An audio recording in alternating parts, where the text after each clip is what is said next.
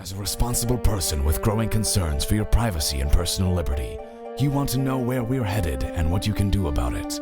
We ask the experts what you need to do to take prudent and responsible action to safeguard your family's wealth and well-being, and what basic first steps will help you to be aware and prepared.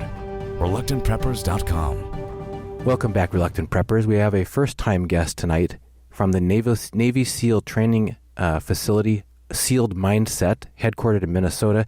His name is Beau Doboszenski. He's the director of training there, and he's here with us on Reluctant Preppers to talk to us about a number of topics about their mission and lessons that we can learn so that we don't make the mistakes that might be all too common for people who are trying to protect themselves, their families, and their home. Beau, thank you for joining us here on Reluctant Preppers. Thank you so much for having me, Mr. Kaiser. I'm excited to be here. If you could give us a brief background now, about 2 years ago, we had a founder of Sealed Mindset, Lieutenant Larry Yatch, on. He talked to us about his background as a Navy SEAL, about some of the training that he received there, and how when he received an injury that ended his Navy SEAL career, he wanted to carry on his mission of protecting the United States, and did that by forming Sealed Mindset as a training academy together with his wife, and that they deliver to both education, business, and individuals.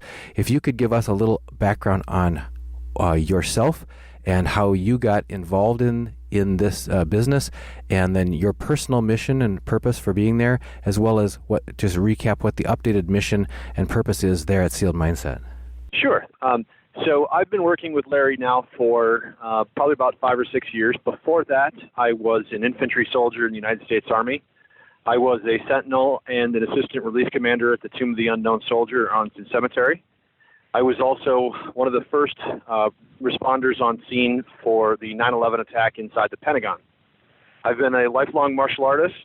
This is just something that was a natural extension of it to move into the firearms realm.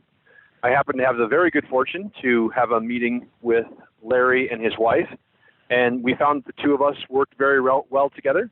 Initially, I was just one of his instructors, but I found I kind of had a knack for the development of curriculum and looking at how through human neural pathway development you can achieve real good, solid skills for defensive work in citizen defenders across the country. And since that time, I've made several DVD training series for Sealed Mindset. I still offer regular training courses, and on occasion we do run the large seminar. The mission of Sealed Mindset hasn't changed since the 2 years that Larry was on, and our mission is to help protect the nation. And since neither of us can do it anymore as active soldiers, we instead get to do it by helping one person, one family, and one community at a time. And so for us, it's a really great opportunity to keep living our dream to help protect the country. But instead of, being on the front lines overseas, we instead get to do it by training and educating people to defend themselves in the homeland. And bringing it down to the individual person and the individual family is also what we're about on this channel. There's so much that's lacking in the education that's presented or prevented out in the mainstream media and mainstream sources. Most of our viewers have gone through an entire educational system and come out sorely lacking in the skills and attitudes necessary for self-reliance, independence, survival, and protecting themselves, their families, and also forming strong communities that look out for each other and help keep each other safe. So we're grateful to have you back here and helping us on our mission of reaching out to people to improve their competence and their confidence in those areas. If we get into it, one thing that occurs to me is, as a trainer, what are some of the very most common misconceptions that you see people having typically when they come in for the first time that you help them past in really establishing a real competence and confidence so that they can take care of themselves? The biggest one is that what you've sort of anchored yourself that you believe is going to save your life will in fact do so. And we see this a lot. A lot of people have past experience in training some kind of a firearm deal. They were a hunter, they were something. And because of that element of confidence, they're pretty convinced that they'll be able to protect themselves. And the reality is that our brains can only do what we've taught them to do before. And by limiting our ability to go out and practice and do things that are outside of our comfort zone, to go past those things that we feel comfortable in, we really put ourselves in kind of a dangerous spot.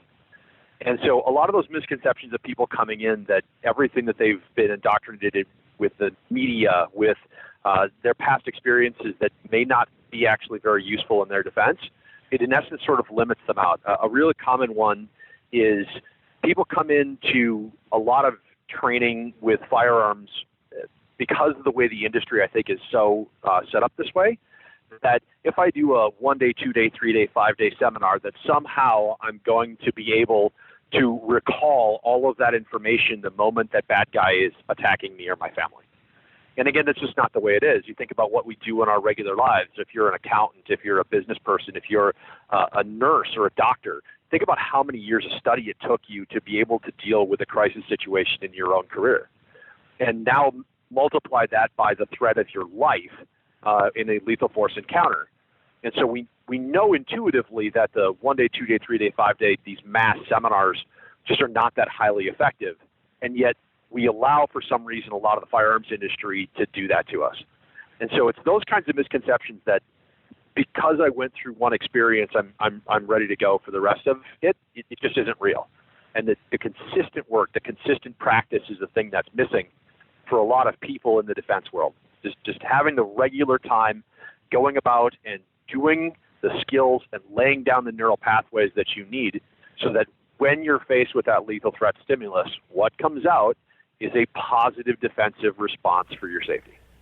Any other common misconceptions other than this overconfidence from some amount of prior training, that people think that they'll just be able to pull that out because they had a one-time training in the past, that they'll be able to pull it out in some future threat situation? Another one that's fairly common is how effective a lot of defensive tools are.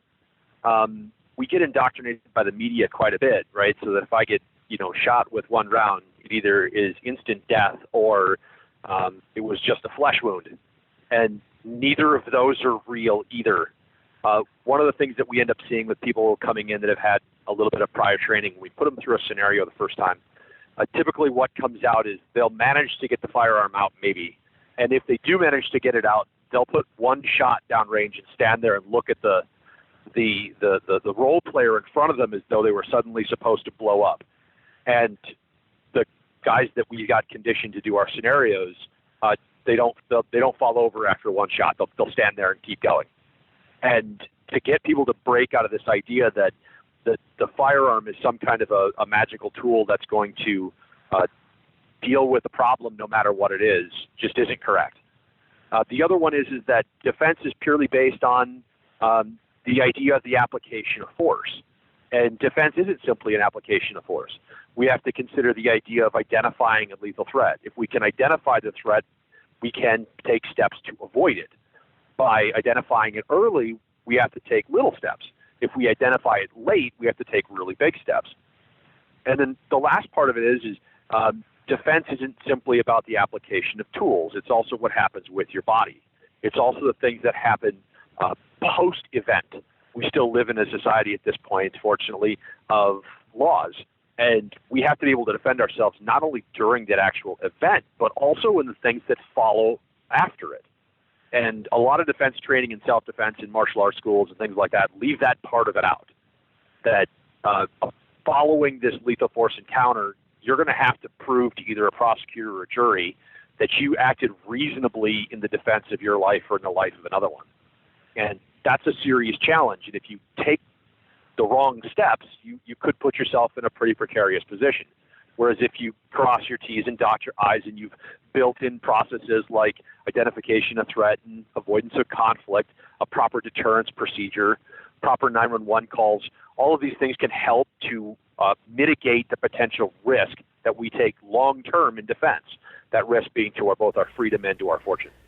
When we had Lieutenant Yach on, we talked about some different scenarios that were valuable for people to train in. He stressed, one of the things you said is it's a lot more than tools. He talked about physical fitness and physical preparedness. If you could just touch on that before we circle back on that discussion you did about neural programming. So let's go first with what are some of the most important things to consider about, and you mentioned it's more than just the tools. Oh, very much so. So when you talk about elements of physical conditioning, we have to recognize that when we go under a lethal force encounter, our brains and bodies are designed to produce a certain chemical response inside of the body. That chemical response, called the human physiological response to stress, is going to release chemicals like epinephrine into the body. We might call that adrenaline. That adrenaline is going to be able to be used by the body like a cheap energy source. So it's going to add to what our body can physically do, but it also takes a really tremendous toll on the body. And the heavier the toll on the body, the harder it is. It's harder to recover from, especially if you're not fit. So the more fit that you are, the more that you can handle. The other part of this is that physiological response to stress adds to what you bring to the table. So if you're a little slow, fat, and sloppy, it only adds a little bit. But if you come being more physically fit, you get to add more to the table when that physiological response happens. So that fitness happens across the board. The other part is you talk about these other elements like situational awareness and deterrence. Part of our situational awareness process includes something that we call the plan of action. And the plan of action is just simply, what are the steps that I'm going to attempt to take upon the identification of a threat? So there's a bad guy. I see that that's a threat to my safety. What do I do? And the plan of action is first to create distance, then to introduce a barricade, then to escape, find help, or get a better defensive tool, and then finally to deter, then defend. Now, the first one is pretty straightforward, to create distance. Now, that could be a little bit of distance or it could be a lot of distance, preferably a lot of distance. And being that escape is one of our first choices in a future step, we're always trying to mitigate those two types of risk in defense, the two types being short-term and long-term. Short-term risk, will I survive? Will I be maimed? Will I be injured? And long-term, to my freedom and my fortune. Did I defend myself obeying the laws regarding self-defense within the jurisdiction in which the defense occurred? And then two, will the estate of the person in whom I defended myself against come after me for my fortune? And so by being physically fit enough, we may be able to escape the situation rather than have to go to some kind of a physical defense and stop the threat from being a lethal threat. The second piece there being in the plan of action, so creating distance, that adds to our fitness. The second one is to introduce a barricade. Introducing a barricade helps to give us time. Now, barricades could be both active or passive. An active barricade could be another person, could be a car, could be a building. And each one of those, as you notice, become more and more dramatic. And so the more dramatic the barricade we put between me and the threat, the more that we can say that threat had serious bad intent on my safety or on my family's safety. This helps us to be able to deal again with mitigation of the long-term risk of freedom or fortune. The next step being the plan of action is escape, find help, get a better defensive tool. Again, we always choose escape when we can as defenders because we do at this point still live in a litigious society and it mitigates our risk. By finding help, we're really looking for someone with both the capability and obligation to provide us aid. That could be uniformed law enforcement or security. It could be a well-trained spouse or family friend. It could be someone of authority inside of a place of business or on a street. And by finding those people that can provide us help, we may be able to prevent the attack from occurring. The last one being finding a better defensive tool. With a defensive tool, we have to consider that, I might be able to hit somebody really, really hard. But if I put a knife in my hand, that hit damage, how much damage I can do when I hit somebody, increases pretty tremendously. And the idea behind defense is it shouldn't be, I'm a knife fighter, I'm a gun fighter, I'm a rifle fighter, whatever it is. Really, it should be, I'm a fighter. And having that mentality means that if I have a knife, a gun, a stick, or even a brick, I'm going to be really, really dangerous. I can project lethal force back to my threat. So we have first our create distance. We introduce a barricade. We find escape, find help, get a better defensive tool. The last one being deter, then defend. The process of deterrence is really critical for us as citizen defenders because we, again, live at this point still live in a litigious society. And by engaging in what's called mental deterrence versus physical deterrence, mental meaning I get the bad guy to choose not to engage me. I'm too risky of a target for them, so they choose somebody else or choose to go away. that helps me mitigate my risk, both the short term and the long term. Defense is deterrence processes are really, really important, and they're tremendously overlooked. Usually they're this afterthought. They're not this thing that happens a lot of time within the development of the training skills, and they're very rarely practiced under full scenario. And so we can never do anything that we haven't done before and if we haven't conditioned our minds to accomplish.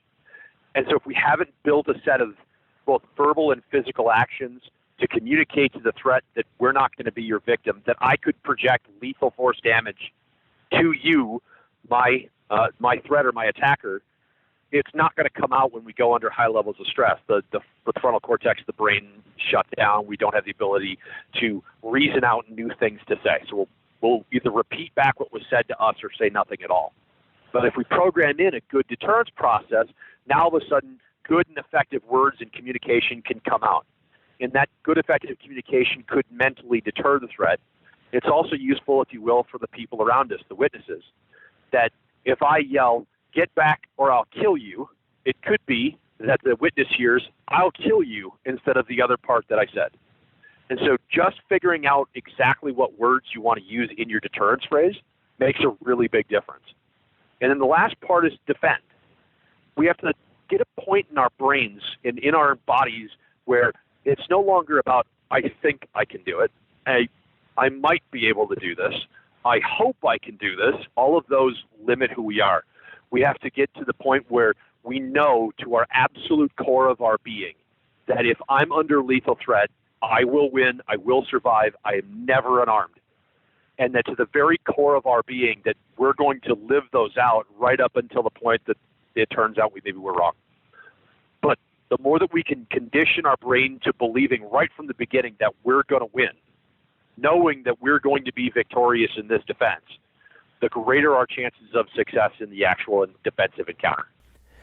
When you talked about neural programming, or you use a different term, neural pathways, in any effective learning, people talk about, whether it's in athletics or even in canine training or anything, they talk about muscle memory and the kind of spaced repetition that leads to actually transforming in your brain, actually new neural pathways and in your muscles. What do you guys do to strengthen the effectiveness of that practice to really make it take on the individual so that it really has an impact and really is ingrained in such a way that it will emerge when you need it, it'll be there when you need it? Yes. So the first thing is to really understand how it works. What's happening in the process of developing what we refer to colloquially as muscle memory is actually something that occurs in the brain called neural pathway myelination. And what's really happening is that as you conduct a new neural pathway in the brain, you're performing an action. And as you perform the action, it will send an electrical chemical signal through the brain saying, okay, this is how we're going to move. And initially it takes a lot of mental work. We have to put a lot of focus to get that neurochemical pathway to exist for the first time. And so usually when it happens the first time, it's really rough. We get this really uncomfortable feeling. It's not right. We're not sure if we're doing it right. We probably screw it up a whole bunch. And that's good because that's laying that new pathway down. As we start to do it more and more and more, that neural pathway becomes more effectively laid down. Think of a road. If I go and hack my way through a jungle and I only do it once or twice, I have a path in the jungle. But how long before the jungle eats it up? Really fast. If instead I go through now and I work that path more and more and more and more and more, so pretty soon it's a good dirt road, well, again, that dirt road's going to work better. I can travel down the dirt road faster, but it will eventually get overtaken by the jungle if it's not constantly traversed. And then if you went through it even more and laid that neural pathway down and worked that trail until now it's a 4-lane highway where people can do 85 miles an hour through the jungle, it's going to take a lot longer for the jungle to take that space back. And you can travel down the neural pathway a whole lot faster. You can travel down that highway a whole lot faster than you could through the hack-through trail in the jungle.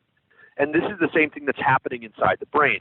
So as we lay down the neural pathway, the sensory neurons and the motor neurons and the cognitive neurons start to work together faster. And what you end up developing is a path that allows that electrical chemical signal to run through yet more quickly. Then what happens is as we sleep, the body will actually go to protect that neural pathway. That protection is what's called myelination. The more that we work that path, the more the brain lays down myelin to protect it. The more myelin over the path, the less interference from the rest of the brain, and the faster the pathway will run. This is why it's really hard to break habits, because we in essence have to let that pathway be overrun by the brain with a new pathway established and myelinated. It's a physical process. It takes time to develop. How we do that with SM training is the basic gist of most firearms training is what's called large volume, small block training. So it's one block of instruction with a huge amount of information. So maybe you go and do a 1 day or 2 day course, and it's 500 to 600 rounds of ammunition, and you did shooting fundamentals and a draw and loading and unloading and reloads and malfunctions, and then you started to do other, situations and tactical stuff. I use that word with air quotes. And the trouble with that is how much time did you give your brain to myelinate any one of those skills? Almost none, right? And so that being the case, the effectiveness of that training isn't as good as being able to say, okay, take one thing. Let's just work our shooting fundamentals. And now let's work that shooting fundamentals over and over and over and over and over until it becomes a really effective pathway. Now if I layer on a draw, your body's still going to want to get to that same shooting fundamentals position that we laid down before. So now our training builds on top of the basic structure that we built on the first stage. What we refer to that is small block distributed learning. So instead of doing a lot of stuff over a very short period of time, we do a little bit of stuff over a very long period of time, which produces a much more effective result. Think if you played a sport in high school. The first time that you ever learned how to play basketball or football or whatever team sport that you might have played, you probably weren't that great at it. But by the time that you did it a little bit every single day for the entire season, you were a whole lot better. And then if you did it every single season for all 4 years of high school, you were even better still. But then if you really chose, hey, baseball is my thing, that's what I'm going to do. And you start to work that baseball all the time, so you're the guy still going to the batting cages in the middle of the wintertime, your neural pathways, your ability to play that sport, go bigger than everybody else. So the thing that Sealed Mindset tries to help people to do is to take the idea of firearms training out of this idea that it's this one-time event, and instead, how can we help you to bring this into your everyday life? That it's just a little bit of something that you get to do every single day to help you become more proficient over a long period of time.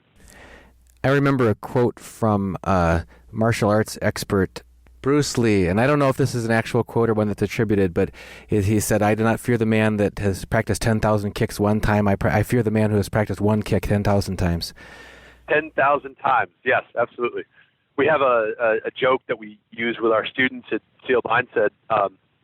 They'll learn how to do a skill, and we'll be practicing whatever that skill is, and they're uncomfortable and they're learning it and it's brand new, and you'll be like, okay, that's great. We did 20 reps. Don't worry, we've only got 9,900 more.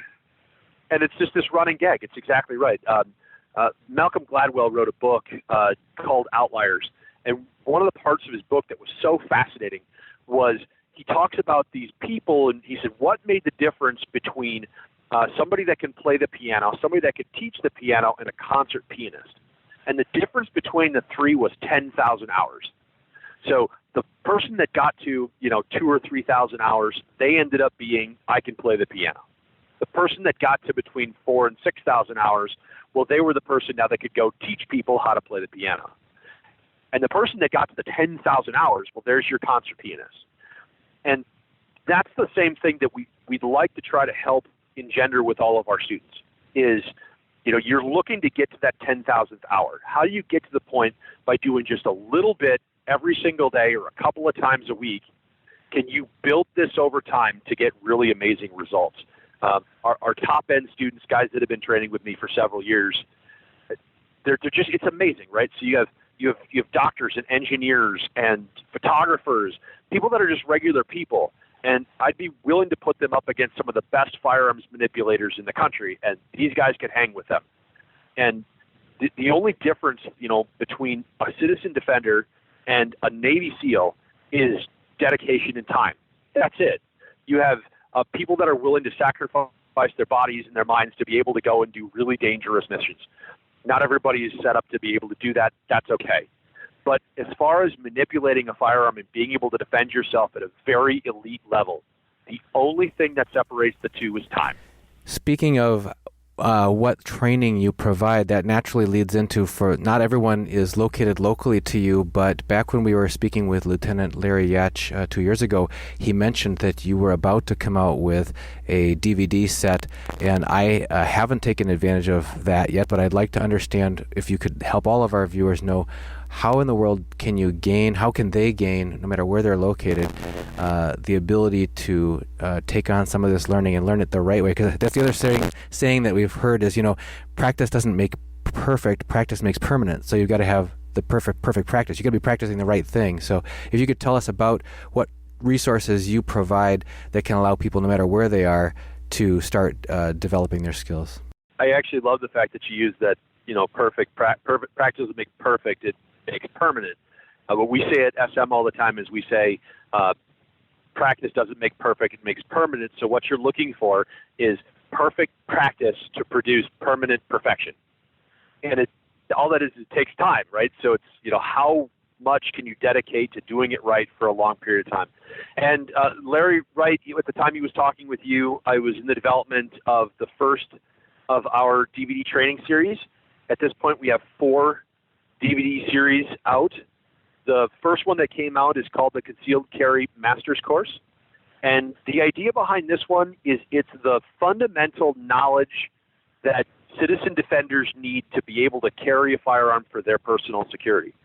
And a lot of training courses and a lot of training videos are, kind of flashy and stuff like that. And I must admit, I'm kind of a one-man band. I filmed it, I wrote it, I edited it, I did the whole thing myself, and I'm not a professional video developer, but the one thing I can say for sure about the system is that it's very, very comprehensive. The system, in fact, is 10.5 hours long. It consists of 8 lecture lessons where we learn the material, then 8 sessions of a dry fire and live fire practice. And by the time the whole thing is done, the student will have learned the different fundamental skills for carrying the firearm for their personal security, carrying a handgun. And more than that, too, they're going to walk away with over 70 live and dry fire drills that are ready to be used either in the home for practice or live fire, you take them to the range.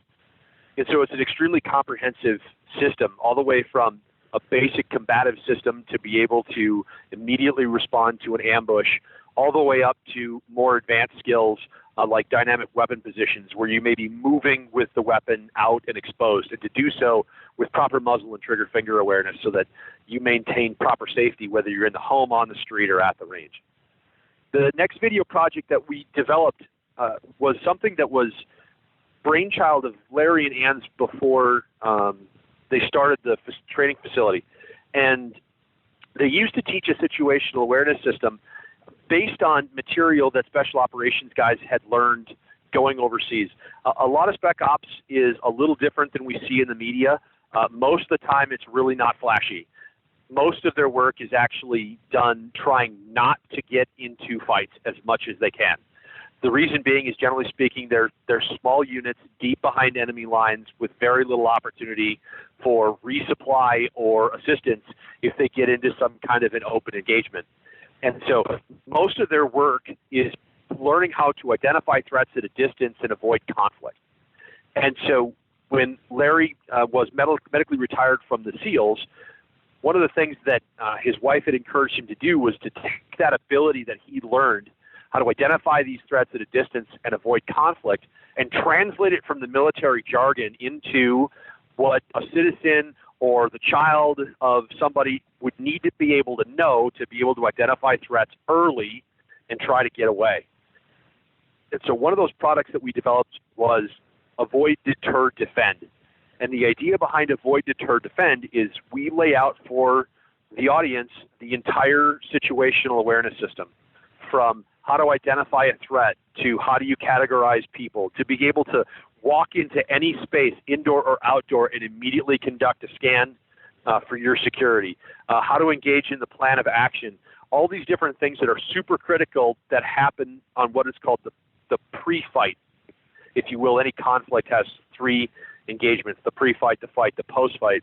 So if the Concealed Carry Master's Course takes care of the actual fight, where you're using that tool to defend yourself, or you're using the combatives to defend yourself, the avoid, deter, defend will give you the pre-fight capabilities so that you can look out and instantly recognize a threat to your safety and start taking positive action.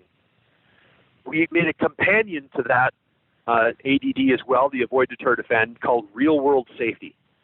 And Real World Safety was a product that we designed specifically for young adults. So that would be people that are, say, 25 down to 15-ish. And with that one, we were really trying to reach out and be able to communicate this information of how to identify threats and avoid conflicts to young people. There's a lot of young people that get really surprised by the world when they step onto college campuses for the first time. And there really isn't a lot of safety training for young people, especially young women.